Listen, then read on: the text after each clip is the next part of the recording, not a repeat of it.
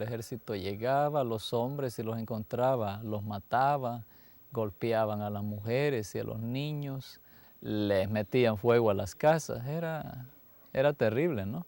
La masacre del Zumpul está sabido que fue un complot entre el ejército hondureño y el ejército salvadoreño.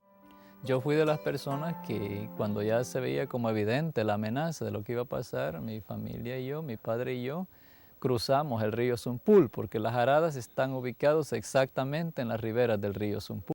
Yo pude oír desde allí, de la alturita donde estaba, cómo las mujeres gritaban, lloraban, decían no nos maten, o al menos respétenle la vida a nuestros niños, ¿no? Podía oír también las carcajadas de los soldados cuando arrancaban de los brazos de sus madres a los niños, ¿no? Los lanzaban al aire y los cachaban con los tremendos cuchillos y después los tiraban al río, ¿no? A veces uno andaba caminando normalmente ahí por las calles, por los caminos, cuando uno veía que venía un perro, ¿no? Y que traía algo en la boca, ¿no? Y veía que era un brazo de un niño, que era un pie, que era una cabecita, ¿no? Que eran restos de personas humanas que habían sido masacradas. Eso, como digo, nos daba mucho dolor.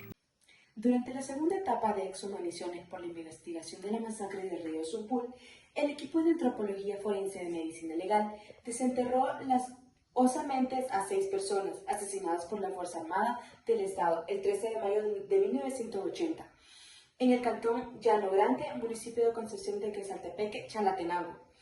En esta fecha, el ejército de la Guardia Nacional y la organización paramilitar Orden iniciaron un operativo de tierra arrasada en la zona, asesinando a decenas de personas a su paso. El 14 de mayo, el operativo llevó a cientos de personas a concentrarse en el caserío Las Aradas, Ojos de Agua, Chalatenango, e intentar cruzar el río Zumpul para buscar refugio en Honduras, pero fueron masacrados por los soldados salvadoreños, en complicidad con el ejército hondureño que les esperaba en la otra orilla. Se estima que más de 600 civiles fueron asesinados por las Fuerzas Armadas.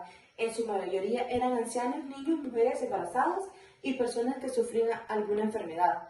La masacre del Zumpul fue el suceso que inauguró la época más cruenta del conflicto armado salvadoreño, que se caracterizó por el consentimiento de graves crímenes contra la población civil. El caso es de conocimiento de los juzgados salvadoreños desde 1992, pero no ha tenido avances significativos hasta la fecha, ni siquiera después de la derogación de la ley amnistía en 2016. El 14 de mayo de 1980, cerca de 600 personas, entre ellas niñas, niños y mujeres y personas adultas mayores, fueron masacradas en Ojos de Agua, Chalatenango. Días previos al crimen, cientos de personas de varios poblados se habían concentrado en el caserío Las Aradas de Ojos de Agua, huyendo de la represión del ejército en la zona. Al intentar cruzar el río Zumpul, fronterizo con Honduras, para refugiarse en ese país, fueron ejecutados por diferentes unidades del ejército, Fuerza Aérea, Guardia Nacional y el Grupo Prelimitar Organización Democrática Nacional, Orden, con la colaboración del ejército hondureño. En octubre de 1992, sobrevivientes y familiares denunciaron el caso ante el juzgado de primera instancia de Chalatenango. El tribunal ordenó citar testigos y practicar exhumaniciones en el lugar de los hechos. En noviembre de 1992, la Fiscalía General de la República se adhirió al proceso judicial y solicitó practicar exhumaniciones. En marzo de 1993, la Comisión de la Verdad concluyó que la masacre había sido perpetrada por el ejército y el grupo paramilitar Orden, que hubo encubrimiento por parte de las autoridades militares. En marzo de 1993, la Asamblea Legislativa aprobó la Ley de Amnistía General. Mayo de 1993, el juzgado de primera instancia practicó exhumaciones, encontrando pocos indicios de restos humanos, por lo que solicitó a la Corte Suprema de Justicia que gestionara exhumaciones en el territorio hondureño, ya que algunos cuerpos pudieron desplazarse por el río de las Corrientes.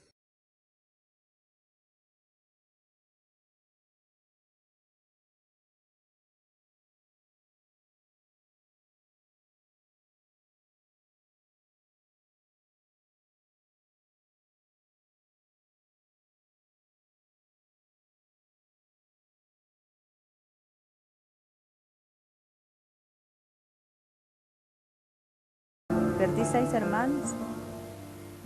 Una hermana que tenía una niña de 40 días y mi hermana embarazada de 6 meses y mi cuñada embarazada también de 6 meses y 17 sobrinos. Fueron los que nos masacraron en la ranchería.